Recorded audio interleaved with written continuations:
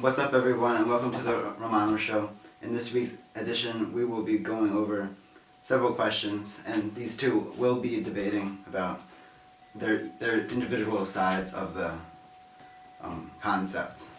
So, just to give you like a premise of what's going on, John Wall was ejected last night after throwing down Marcus Street, and then later in the fourth quarter, he would go on to be fined $25,000 by the league. And to start off our first question, is John Wall's new attitude helping or hurting his game? Brian? His new attitude is helping his game because, he recently just dropped, 48 points a couple nights ago, and he hit a game winner. I don't know who it was against, but it's helping because, John Wall over the past couple of years, they've had no playoff success, they haven't been winning games, and now with his new attitude, he's getting more motivated, he's trying to help his teammates, he's playing a better game. It's bad for the league because, it puts them down with him, slapping a player at the end of the game in the face. It just has a bad image, but in terms of his game, I think it's helping. So, yeah, he's having better stats, so.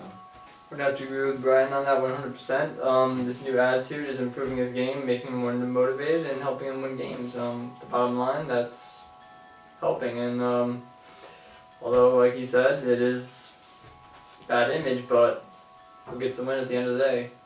It's working. All right. Thank you for your opinions. Question number 2. Would you give Derrick Rose a max deal? Mega persons. Yeah.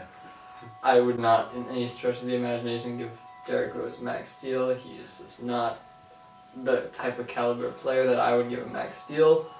Maybe a couple of years ago, before he tore his ACL when he was on the Bulls for the first time, I would give him a max deal when he was the best player in the NBA, but anymore, he is washed up and mediocre player at best. I would not give him a max deal. Wait, before Brian goes in, you said that only certain players would be able to have a max deal. What players do you think would fit into that category? CJ McCollum is one that's pretty young that deserves a max deal. Gordon Hayward, obviously. Guys like that, but I'll speak on that. Derrick Rose obviously isn't the player he used to be, but he's still a great player. He's averaging 22 points on 70% shooting in his last couple of games. But the only reason why I would not give him a max contract is because his personality. He recently just didn't show up to a game. He was fined $250,000. He's having personal issues. He actually contemplated he was considering retiring from basketball. He's having issues with his mother and things. So you just can't give $25 million or more to a guy like Derrick Rose. His career isn't what it used to be, but he's still an above-average player. He's still having a great year, and the Knicks should consider definitely re-signing him. But on a max contract, he's not going to get one, and that would be ridiculous to do that.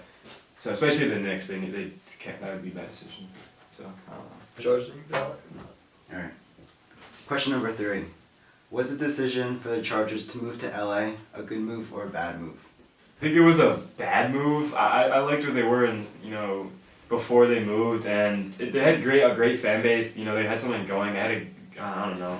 This LA teams like the Rams, I just don't think it's necessary. Maybe it produces better sales, but I feel like it's I think they're better off than they used to be. I agree with Brian. It was a bad move. They were already in California, down south in San Diego, and it was just unnecessary to move them farther up north to Los Angeles to have the more competing fan base with the Rams and the Chargers, where you already have loyal fans down in San Diego, and you just moved a team to Los Angeles last year. It's unnecessary and unneeded. Question number 4. If the Cowboys lose to the Packers, does their season go down in a positive or negative manner? It's both ways because they had one of the most remarkable seasons rookies have ever had. Dak Prescott and Ezekiel Elliott have emerged as superstars, and you can think of them as that for a long time. It was just impressive how they were as rookies, and overall, at the moment it'll go down as a negative note where you come up short of the playoffs of the Super Bowl, but overall, in the long run, it will come down as a positive note with the stats we were able to put up and how far they were able to make it remarkable. And just for rookies to be able to go that far and lead a team like that. But at the moment, thought of as a negative light, but in time, emerged as a positive. Yeah, I agree. It goes down in a positive aspect because, no one thought they would be in the playoffs, honestly. No one thought Dak Prescott would do what he's doing now. But I don't think they're just a young team. They're going to be great for the next 10 years. They're not going to compete with the Falcons. I don't think they're even going to beat the Packers today. So that's what I think of it. I think they have a great future, and that's all that matters. They'll win a couple of Super Bowls in the next 10 years. Right now, I don't think they're ready. Yes, they may have had the best record in the NFC, but I don't know. They're a young team. Give them time. If they don't win the Super Bowl, it's not the end of the world. They have a future. So I don't know. Question number 5. After being manhandled by Utah, Cavs players stated that they needed more practice. Are you buying into this? I'm not. There's no way that a team can beat the Warriors in 7 games in Golden State and not practice enough. I think they just were in a slump, honestly. Like, LeBron James wasn't being himself, Kyrie Irving wasn't, Kevin Love was playing really bad. And then what did they do? They just recently are on, I think, a couple of game winning streak. They blew out the last team they played. They got Kyle Korver, who dropped 18 points off the bench. They're ready to go. They're just in a slump. The Warriors get in slumps. Every team gets in a slump eventually. And I think, I don't buy into it. I think they just needed to man up and say they were playing bad basketball. It was nothing to do with practice, so I don't know. Right. Sean? Yeah, he's right. If you're a mid-professional level basketball team, you need to be able to show up and be able to play. It's not a lack of practice. If you are in this level of sports, you need to have the ability to show up every day and be able to play at 100%. And the Cavs were just not able to do that, which is why they lost. They need to man up. Alright. Question number 6. Should the Giants trade Odell Beckham Jr.? No, the Giants should not trade Odell Beckham Jr. Throughout the last few years, Odell Beckham Jr. has emerged as, if not the best, one of the top 3 receivers in the NFL. And yes, he did have a terrible game in the playoff game against the Packers. However, you can't forget about everything he's done the whole season and throughout the past few years. Odell Beckham Jr. is a positive player, and if he is traded from the Giants, I just don't know what they would be able to get in return as a fair deal to get rid of one of the best players in the NFL. On the middle side, yes, he's on the verge of breaking multiple records, but he's been very unreliable. I mean, he came into a week before a playoff game on a yacht party with the team, and they weren't focused. And the Packers, Aaron Rodgers, he's focused. He knows what the defense is doing every time. So, I mean, you just can't do that. They should consider trading him. I don't think they should because, like Sean said, he's very good. He's on the verge of breaking multiple records. He has broken records, but I don't know. I just don't see him really being a franchise player. Unless he can fix his off the field issues, and even on the field, people can get into his head. He drops open passes, and it didn't help his team. Is Isaiah Thomas the best point guard in the Eastern Conference? No, Isaiah Thomas is not the best point guard in the Eastern Conference.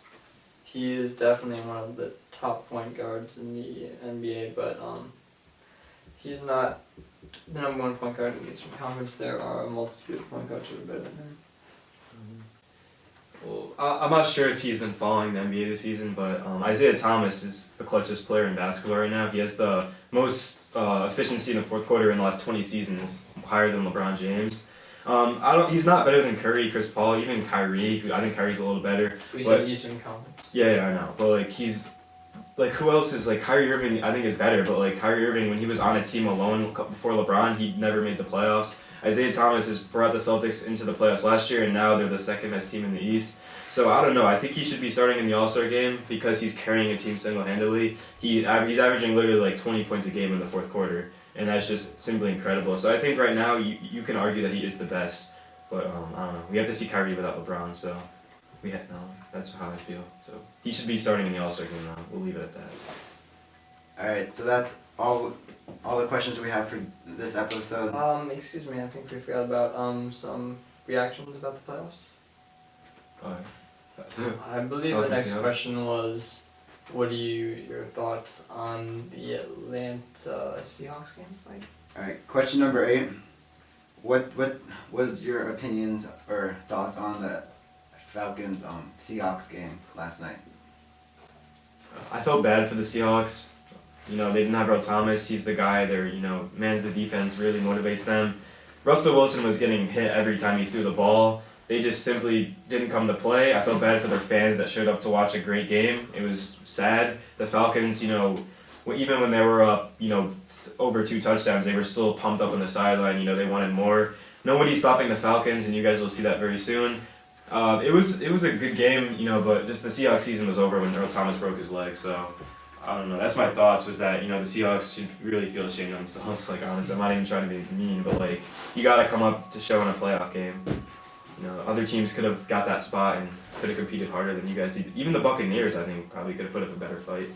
So that's what I think. I agree with Brian. Although I do not feel bad for the Seahawks and the Seahawks fans, if you're in the NFL and you're making the playoffs consistently, like the Seahawks have the past few years, you need to play when you have in this situation. I mean, the Seahawks were a complete embarrassment last night. They did not deserve to call themselves a football team. Yes, Earl Thomas was injured, but it was just shameful. The Atlanta Falcons defense was demolishing Russell Wilson on every play. He couldn't get everything off. Being considered one of the best footballs in the league, he was downright terrible last night. He threw multiple interceptions, he made terrible throws, and his decision making was horrendous. Matt Ryan did a fantastic job, and the game was totally one-sided. And like my colleague here, Brian, I believe the Atlanta Falcons will be making the Super Bowl this year. Watch. Yeah. Now let's move on to the AFC, though. I think we have to talk about that Patriots-Texans game. I was going to ask, I'm not the host, but I'm just going to ask a question. Do you think the Patriots can, withstand the Steelers and the Falcons offenses like that? They didn't look too good last night. I know they won pretty easily, but, that was a Texans team. Like, that's a lot different than the Falcons, Steelers, Chiefs that you're going to run into. So, I don't know. You still think they're going to make the Super Bowl? I do believe that the Super Bowl will be the Steelers versus the Falcons. Yeah. I feel the Steelers will beat the Chiefs today, and they will come away with the win against New England. New England has been a powerhouse team in the AFC and still are, but I feel they've been getting run down recently, and next week we'll see that the Steelers will come away with the AFC, and Falcons will. Patriots just haven't been able to hold. They won last night, but they weren't able to play at the caliber level that we need to in order to make the Super Bowl. Yeah. The only thing I will add in defense of the Patriots is that Tom Brady elevates his game against the best of the best every year in the playoffs. So he'll be ready to play. He'll put up a good game. But I don't know. I just don't feel the confidence in the Patriots that I felt maybe a couple of days ago before the game happened. So but anyway, let's go Aaron Rodgers, Packers. Let's get the W. Signing out. Let's go. Alright. I guess that's all the time we have for today. So join us next week. Yeah. Yeah, next week for the next episode of the Romano Show.